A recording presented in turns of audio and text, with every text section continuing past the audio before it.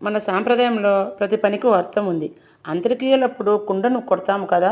దాని వెనుక ఉన్న అర్థం ఏమిటంటే, వాస్తవానికి శరీరము, ఆత్మ వేరు. మనిషి జీవితకాలం 120 సంవత్సరాలు.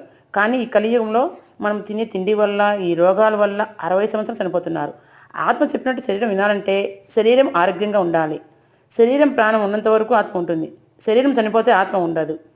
పాడకట్టి శరీరాన్ని ఎత్తుకొని పోయేటప్పుడు శ్మశానికి కొద్ది దూరంలో దింపి బియ్యం కుండను వదిలేస్తారు.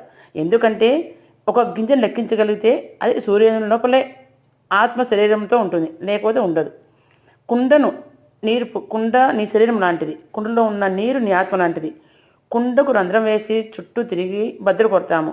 అప్పుడు శరీరం ఉండదు, ఆత్మ వెళ్ళిపోతుంది.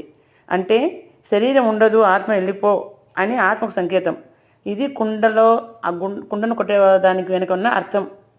ఏది శాశ్వతం కాదు. మన సాంప్రదాయాలు చాలా ఉన్నాయి.